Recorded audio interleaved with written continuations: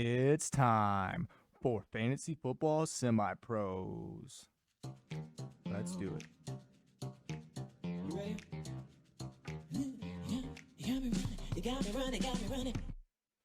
Welcome back to another episode of Fantasy Football Semi-Pros. I'm Brandon. With me again is Ryan. And we're not going to go into the how are you today. Nope. We just did that about an hour ago. We're good. We've already discussed that. Yes, I'm commenting on our own video. Yeah, that got me to laugh. I said I love the let's do it intro. It's good. It's good. It's my catchphrase. Let's do it. All right. Well, let's jump into this then. Brees Hall. Or, as you say, Let's do it. do it. Let's do it. Brees Hall. Running back group number 3. Sorry, I'm screaming over the music. But yeah, RB group number 3. Yep. The final 6 of our 20 running backs. Yep, we're going to start with my number 1, Brees Hall out of Iowa State. He's my number 1 too. And He's honestly, easily the number 1. Brees Hall, this year, most years, especially in Superflex, you're taking at least in Superflex, you're taking a quarterback first. No, I don't. This is an argument. This year, no, I'm taking Brees Hall number 1. Yeah, Brees I Hall. may not be taking a quarterback until mid first. Right. Yeah, I mean, we'll get to the quarterbacks in our next episode, but yeah, you're right. I think Brees Hall is the clear number 1. Mm-hmm. The 1.1, 1.01. Because some people might get confused and say 1.1. That's the 10th pick in the first round.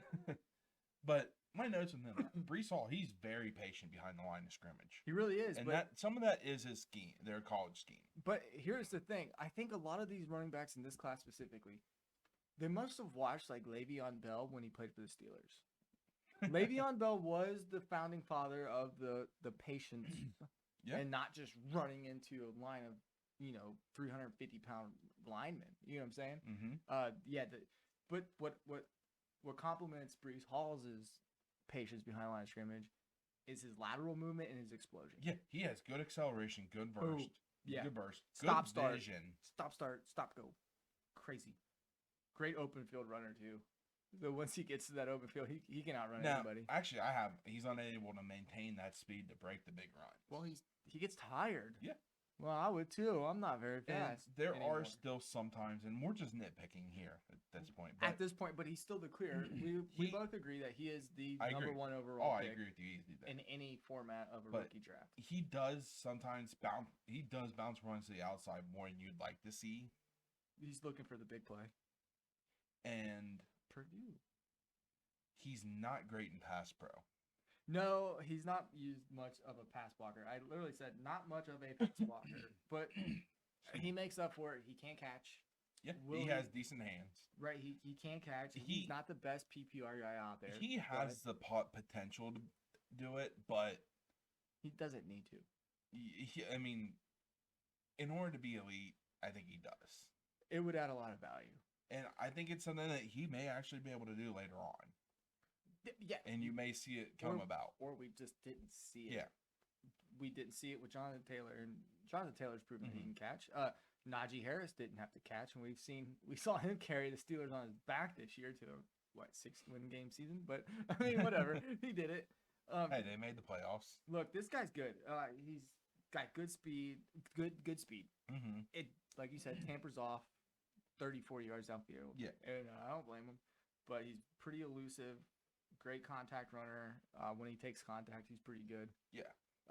Overall, like he's my number 1. We've said that. I really like Kenneth Walker, and I'd like to say Kenneth was my number 1, but Kenneth Walker, if you can get better, you're right. I went back, and I will admit I was wrong. I went back and watched some film. Kenneth Walker was not as strong of a pass blocker as I said he was, so that's why I have Kenneth Walker and Kyron Williams at 2 and 3. Mm-hmm. But yeah, Brees Hall.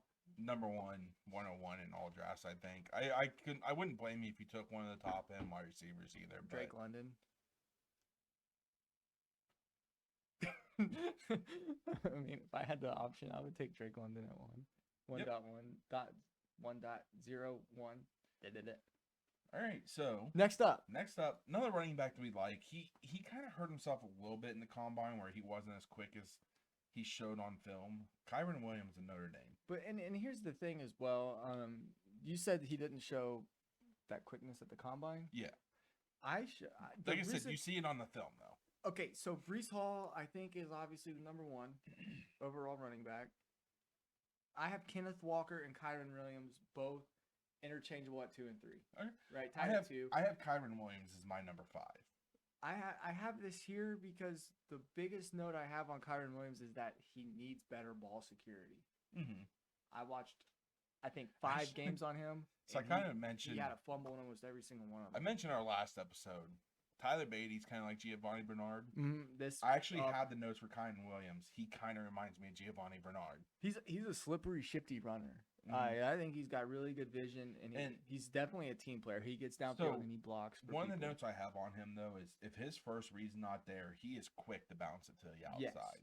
Yes. And I think this is the big reason why I have him closer to 5 instead of number 3 or 4. I have him up here so high because it's a good point that he does like to bounce it out, and that's coachable. I think it's coachable. But he's a very tough runner. He's a reliable pass catcher, and he's got great speed and acceleration. I have one of the same notes as you here. He is slippery.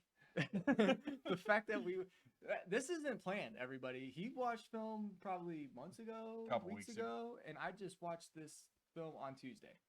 So and we really haven't talked much about these. We don't. Very few people we've talked about to each other. We don't really share notes at all. Besides, this will be a good episode. I remember texting Barber on Tuesday saying I have 3 running backs. It was after I finished Kyron Williams' film.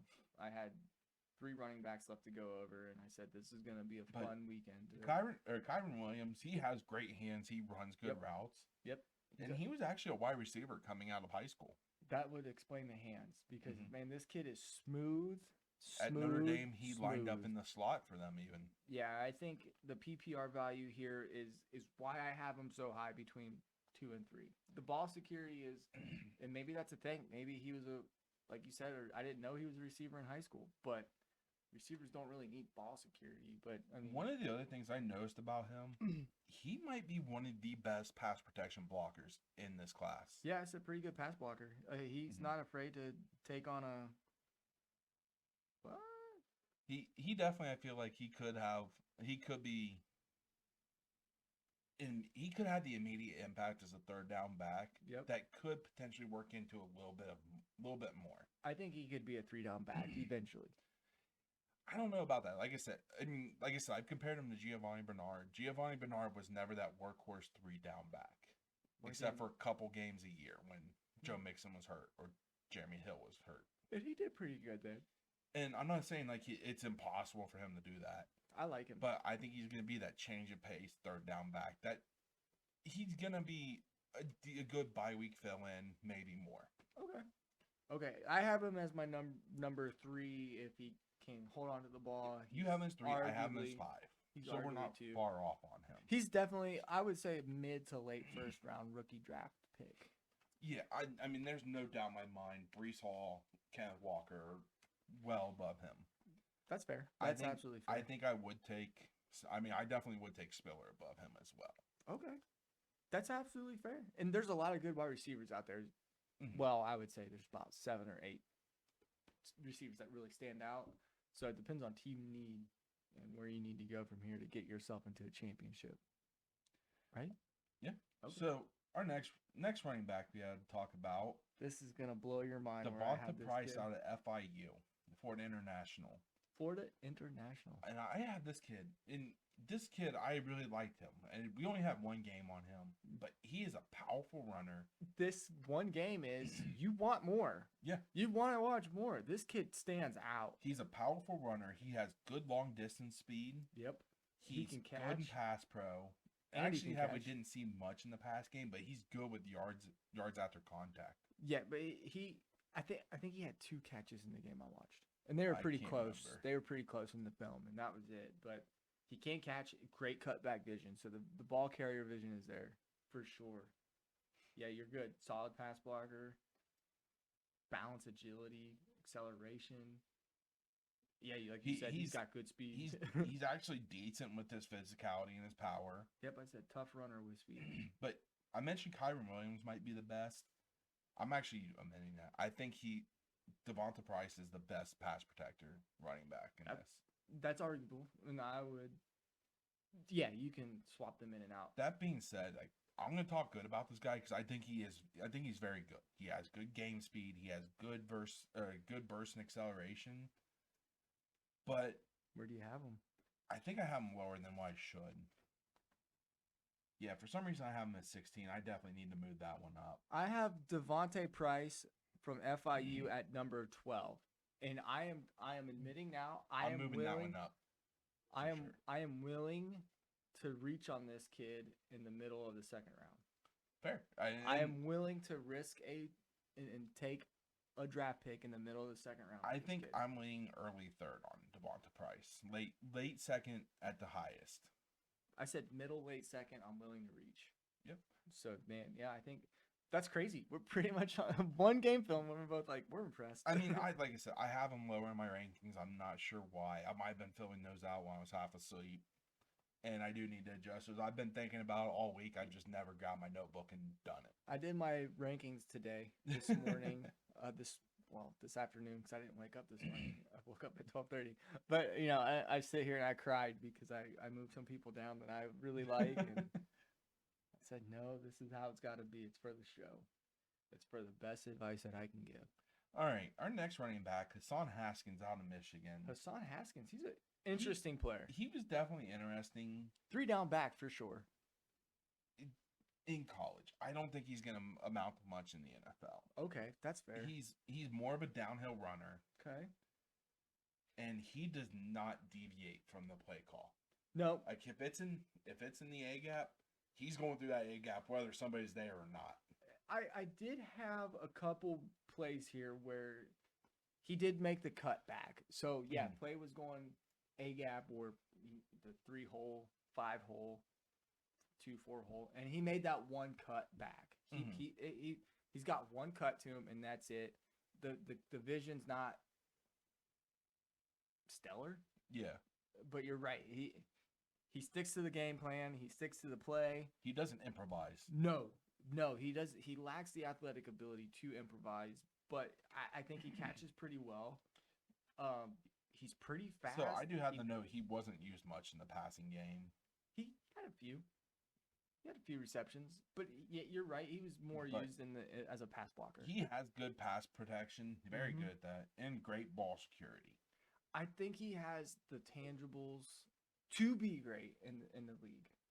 I think he has the tangibles there. Is an NFL team willing to groom him? Right, exactly. He's probably somebody. Excuse me. He's probably somebody that I'm avoiding. I'm not going to touch in this draft. I have him as my 10th pick, or 10th running back overall. But I have him 14, but that's going to drop when I move Devonta Price up. That's fair. I have Haskins at 10 just because he does pass my eye test. And you made a really good point. Does that translate to the next level in the NFL? I don't know. And, I mean, we mentioned he doesn't have that ability to improvise, and that's what really scares me. In the NFL, you've got to be able to improvise at times. And he doesn't have that ability. I think when it's one-on-one, he performs really well. But we know in the NFL, you're rarely going to take on one-on-one tacklers, right? Yeah. You're going to have to run through more than one tackler. You're going to have to make more than one guy miss sometimes. And to be fair, there aren't a whole lot of players in the NFL that can make more than 2 people miss at the same time. Yeah. So we'll see. I have him at 10. I have Devontae Price at 12. I'm willing to reach on Price just because of the allure of only having one game film, that we were able to watch and seeing what we saw. But I think Haskins, to me, mid to late second round at best, if you're running back needy. All right, now, as Bill Belichick once said, okay, we're on to Cincinnati. No, great. We're on to Jerome Ford in Cincinnati. I couldn't resist. That's like the one team Bill Belichick can't beat is the Bengals. He beat him that time. Once. That was when I think the Patriots started like 0-4 or something like that. That would make sense, yeah. And it was a Monday night game, and everybody knew. Everybody was like, the Patriots done, but everybody knew Cincinnati was going to come out and just lay an egg because it was a Monday night game. Yeah, they usually do. Uh, Jerome Ford, running back Cincinnati. Who was an Alabama transfer, by the way. Yes, he was an Alabama transfer. I wanted to like Jerome Ford. I did too.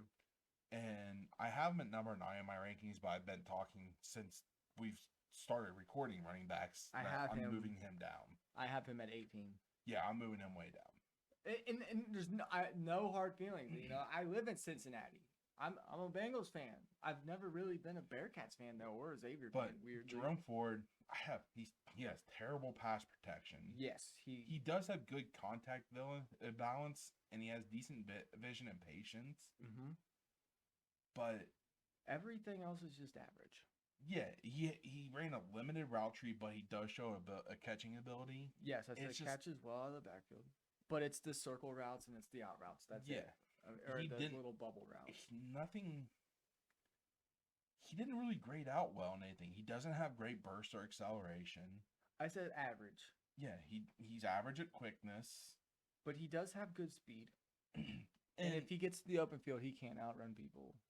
if a team takes like a day 2 pick on him early day 3, like I'm talking round 4, he intrigues me. But other than that, he's a low undrafted pick for me, most likely. Right. I said late third flyer. Because he's my 18th running back overall. Yeah. And like I said, like he's kind of like almost like the David Bell of running backs, where Yeah. he does everything okay. You want to like him, but you can't trust him. Definitely. You can't trust him for your fantasy team. Yeah. That's what I want to say. That he could be a great, and we have this discussion all the time. He's a better football player than he is a fantasy player. Yeah. And I think that's where this fits in right now. He's going to be. Our rankings are fantasy football related, not how well we think they're going to do in the NFL. Correct? Definitely. Is that fair to say? Yeah. Okay. All right, so we'll move to our final running back, Damien Pierce out of Florida. Damien Pierce, he's somebody.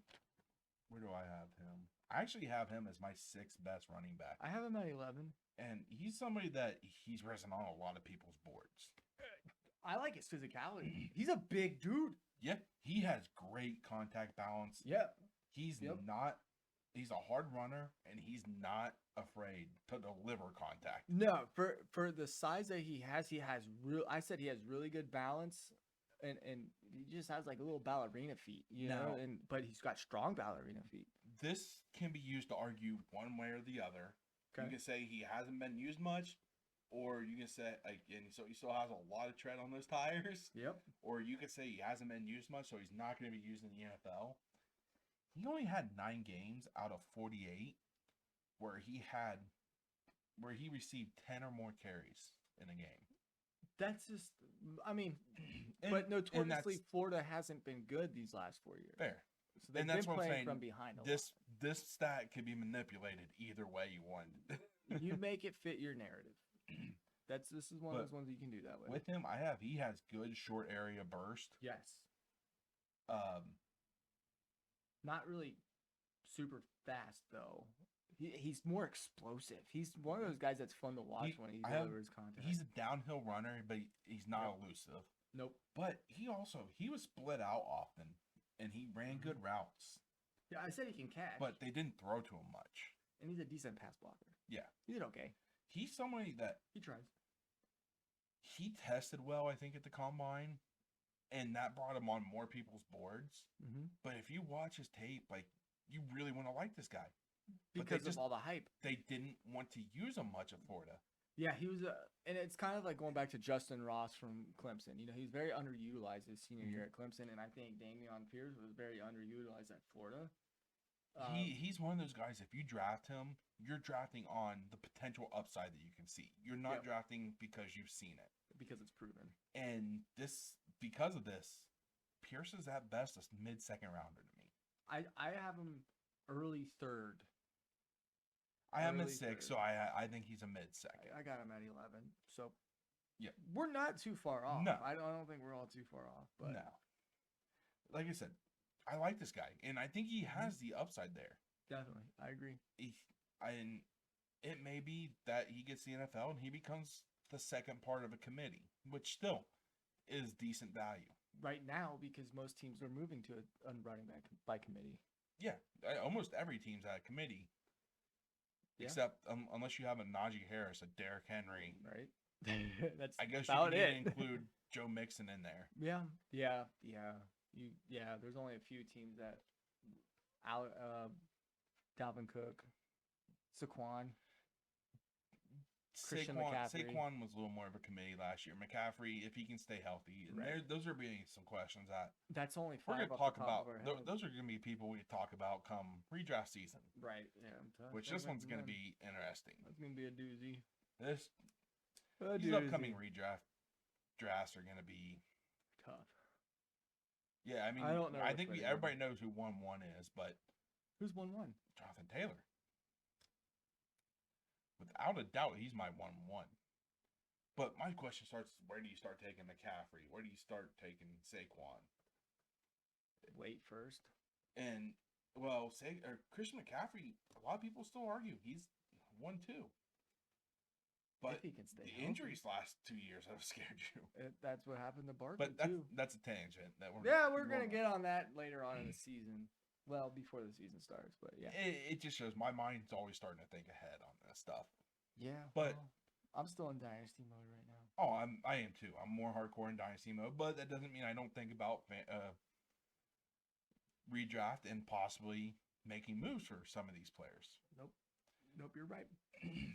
But that's all we've got for our running backs. That's it. Next Sunday, we're going to record again. And we're going to do 3 episodes on Sunday, but we'll release them each on separate days. We're going to go quarterbacks first. There's only 7. Tight ends. 10 of those. And then we're going to have a pre-draft mock draft where we're like one of us will make the first pick, the other will make the second, and we just go back and forth making picks. We'll flip a coin before. And then after that, the weekend after the draft, so probably the Sunday after the draft, we're going to try to do one more mock draft. Yep. With the landing spots. Yep. So you have what we think before hopefully your rookie draft start. Correct. But we're getting close to that time, and I'm getting really excited for this draft, even though it's not a great offensive skill position draft. I'm still excited for it. Yeah, let's see what the Bengals do. We'll talk about that one more later. Am I right? Once again, thank you guys for tuning in. We appreciate everything, and you guys have a great day. See you next week. Pieces.